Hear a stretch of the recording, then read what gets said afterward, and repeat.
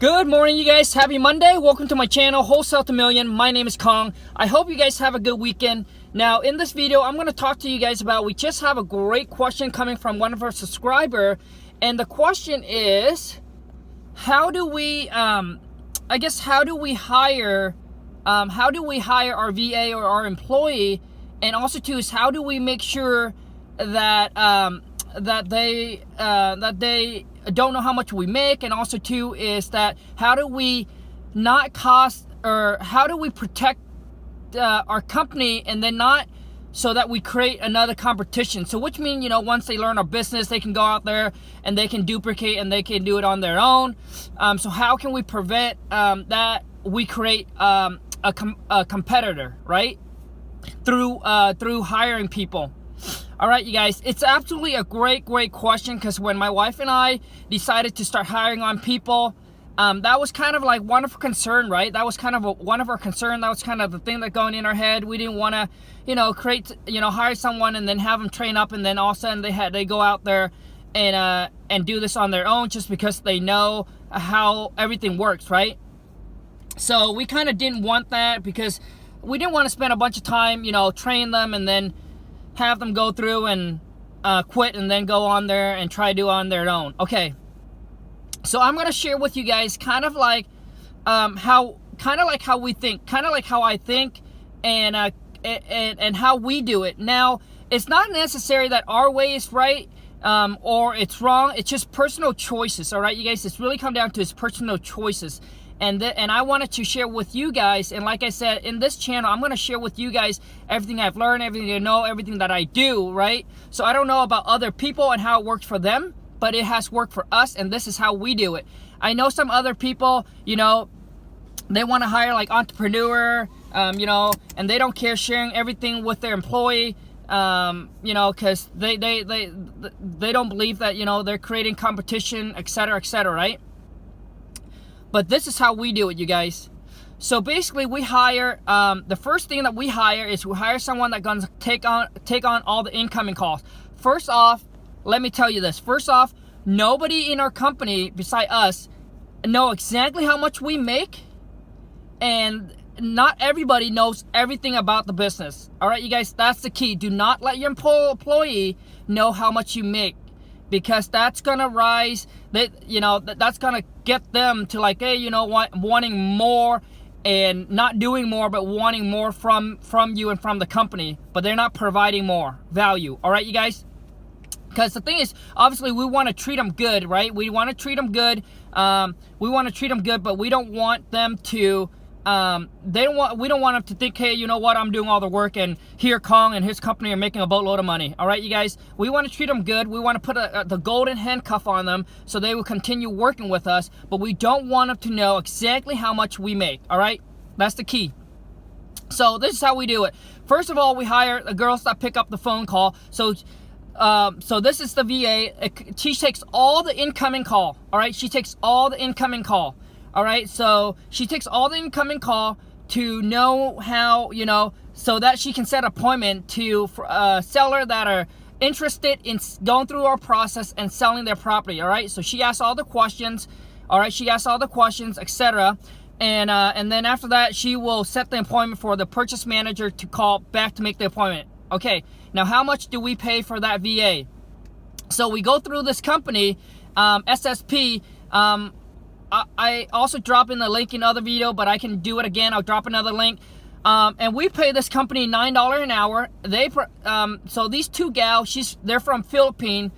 I don't know, they probably make $4 or $5 an hour. Okay, so so that is, right now we have two VA, okay? Two VA that we pay this company $9 an hour. One of them is a full-time, the other one is a part-time, and we also have another one that also does the same thing. She takes all the calls, but she's here locally. All right, well, not locally, she just moved to Texas. All right, but she's from Texas, so she takes all the incoming call to verify if the seller wants to sell or not. Then they schedule the appointment for the purchase manager. Now we pay her minimum wage, so her is right about $11 an hour. All right, so that's all they know how to do, you guys. And when we hire, we want to hire people that have the employee mindset, that are looking to stay with the, that are looking for secure job, long term to work with the company. All right, that's when we hire. We want to make sure that that they need the job, that they're motivated, that they're not going to, that they want this job for long term. All right, not a short term. That we want them to be with us for long term, because you guys, training them up takes a long time. It takes a lot of your time, your energy, and a lot of times, those are the time where you don't make money. All right, so you're investing in them and you want them to stay with you for long term. Now, that's all they know how to do, you guys. That's all they know how to do. They don't know anything else about the business. All right, they don't know anything else about the business. All right, that's all they know how to do. Now, we also too is, my wife and I come up where we also too is we give them commission, but we don't tell them how much the commission is. We tell them that depending on how good you guys do and perform, and depending on how well the company do, but we're gonna give you guys quarterly bonus. Now, let me tell you guys this, that to them, $50 is a huge amount of money. $100 is a lot of money. All right. So, like I said, we want to take care of them so they can continue working for us, all right? So, depending how long they stay at the company, right? Depending on how long they stay at the company, that's how much we will increase the bonus, or obviously, try to get them more money per hour. So, the gal that picks up the phone, we also give them bonus. We said every single quarter, we'll give out bonuses depending upon how you perform and how the company does, all right? And that's including everything: attendance, showing up on time, being there at work all the time, etc. All right, you guys? And we don't tell them how much the bonus is. All we're going to do is we're going to tell them, if we do good, we're going to make sure you guys are taken care of, and you guys will get a good bonus. All right, you guys? So we don't tell them how much, because we don't want to, like, hey, if we have a bad quarter and we already promised them that we're going to give them this much, and then we end up not giving them that much, then that's not good, right? Also, too, so the reason why we don't tell them is because we want them to know, to be excited, to like, oh my gosh, I wonder how much the bonus is. It could be this much, it could be that much, right? All we do is going to tell them we're going to take care of them. We're going to give them good bonus. We just don't tell them how much. It's going to be based on their performance and based on how good the company does. All right, you guys? So that's what we tell them. So the next one is the purchase manager. So now the purchase manager is the one that does the callback, talk to the seller, and make the initial offer to tie that property up under contract. All right. How much do we pay them? We pay them minimum wage. You guys, this is all she knows how to do is, so basically, I'll do the research on the property. It won't take long, right? Take me about 5-10 minutes. I'll do the research on the property. I tell her exactly what to offer, all right? And eventually I'm going to train her up on how to run comps, right? How to run comps so she can make her own judgment. And also too is that offer price going to go to me so I can look at it to verify it, all right, you guys? But right now, I go in there, I do all the running comps. I tell her what to offer, all right, what's the max we can pay, and what's to start, where to start to offer, and then where the max is that we can pay for that property. All right, you guys, we pay her minimum wage. She is here locally, but she works from home. There's no office space, so there's none of that overhead. She works from home. We have a program that she clocks in and clock out, and we know when they're on their break. We know when they're on the call. So it monitor everything. All right, you guys. And purchase manager, exact same thing. The way we hire the other VAs, we want to make sure that they have just employee mindset, and she wants to be with us for a long term. All right.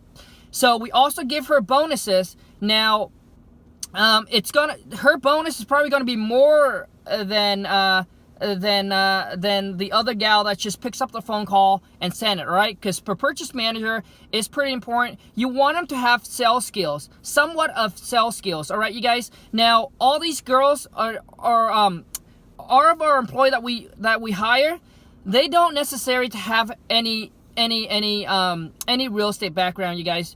We don't care if they have real estate background or if they do or they don't, all right? Because all we do is we just going to train them up to do their job, and their job is just to do their job, all right? So, anyways, this purchase manager, I think it's good to have. I think if they have some salesmanship skill, it's going to be great, because it all comes down to is negotiating, talking to the seller, and being able to have that good communication and negotiation. All right, you guys. So it's good if they do. If they don't, you guys, you just train them up, right? You just train them up because they just need to ask these questions because there's already a script. They just need to follow it and make sure that they present the offer and make sure that they train them a little bit on negotiation. That's it, all right? They don't necessarily have to have it, but if you can, it's just a plus for you. Now, our purchase manager do not know the process of calling and talking to other sellers. She doesn't know that. Her job is, all she knows is here's the number, here's the script, and present that offer to the seller. All right, you guys, that's all she knows. We pay her minimum wage, and we also tell her that same thing. You know, every quarter there will be bonuses. All right, so based on how many offer you got accepted, how many we close, and based on how good we do, your commission is going to depend on that. All right, you guys, and we just tell them, hey, we want to get you taken care of. It's going to be a good bonus if everyone does well. All right, you guys. Now, over time, like it's like you getting paid the same every single time, right? So sometimes you need to create some excitement and find ways to motivate your employee, right? So at first they're going to be really excited when they start working with you, right? It's a new job. They're going to start, they get really excited, but after a while, if they're just getting the same pay, it gets kind of boring over time, and maybe their motivation kind of go down and their excitement kind of come down. So as a leader, I think you want to do is you want to find ways to motivate them. All right, you guys. So what we have planned is after a while, see how long she's been with us, see how good she does. What we're gonna do is we're gonna propose that every contract that she gets accepted and get back, we're gonna give her like a $50 to $100 on every single contract that she gets back. All right, you guys. So that's a way that to motivate them to talk and to get that contract back from the seller. All right. So another one is that we eventually going to hire on is a transaction coordinator. A transaction coordinator. So once the purchase manager tie this property up under contract, and then that contract now will go to this transactional coordinator, where he's going to send it to the title company. He's going to send it out to all the buyers. And then now his job is to get this deal closed, all right? To keep the communication between the seller, the buyer, and the title company. All right, you guys. And of course, the transaction coordinator is actually going to know how much we make on the property, because he knows, hey, this is how much we got on a contract for, this is how much it's going to go out to the seller for, and then this is how much, and then this is the profit. But the transaction coordinator is not going to know how much our overhead is, how much our expenses is, so we don't let them know that's how much that's how much we make on the deal. But hey, we tell them, hey, there's this cost of overhead if it comes down to the point where your transactional coordinator will be like, well, when you're making a lot of money, but they don't know anything about the business. They don't know how to tie property under contract. They don't know anything about our marketing. They don't know anything. They don't know anything about how to talk to seller, anything like that. All they do is they just going to be the one that will set up appointments so buyers can go out there, view the property, and then once it get accepted, they'll send out the assignment agreement, them to sign, and then it's just going to send into the title company. And that's all that is within that position, and that's all they know how to do. Nothing else about business and nothing else about company, how much we spend on marketing, how much we pay all the employee. They don't know anything about marketing, talking to seller or anything like that. All right, you guys. So when we hire, we try to do the best we can, trying to get people that want to work with us for a long term, all right? And have that employee mindset, right? Want a secure job and a good benefit, and that we're going to take care of them, etc., all right? So now when you have good people that's working for you, what you want to do is you want to put on the golden handcuff. And this is what most people say, the golden handcuff, which means you want to make sure that they're taken care of, all right? You want to make sure that they get paid well. You want to make sure that whatever, you want to make sure that they're getting taken care of and paid well, and that they're happy to work for you, even if they're not happy to work for you, but they know that they cannot leave because they don't want, they don't want to go out there and start over and couldn't find another job that will pay them this good. All right, you guys. So after they work with you for a long time, and obviously, and if you're doing good, you want to make sure that they're taken care of, so they're locked in with you. All right, you guys, whether they like working with you or they don't like working with you. All right, but you want to put that cuff on them. So let them know that they can't go out there and they can't find anything better than what they have right now, because they already got paying really, really good. All right. Now, could you really stop any of them from, hey, wanting to quit and saying, oh, wow, this business is great, I'm going to go and start, Google and YouTube or whatever and trying to learn this business? No, you cannot. No, you cannot. If that's what they wanted to do, and a lot of time that's what. Now, a lot of time when you hire an entrepreneur mindset, that's what they're gonna do. Now if you gotta, if within that period of time, and if they created you a lot of money, should you, should you hire them? Sure. Yes. Why not? Right? And if they decided, but I'm just saying, when we try to hire someone that doesn't have that entrepreneur mindset. All right. But if you got someone good right now that are willing to jump on the team and help you out and wanted to learn, you don't have to teach them everything, right? But if they decided, hey, they seeing how well you do and they want to go out there and do it on their own, yes. Can they do that? Absolutely. And do you want to stop them? No. You know what?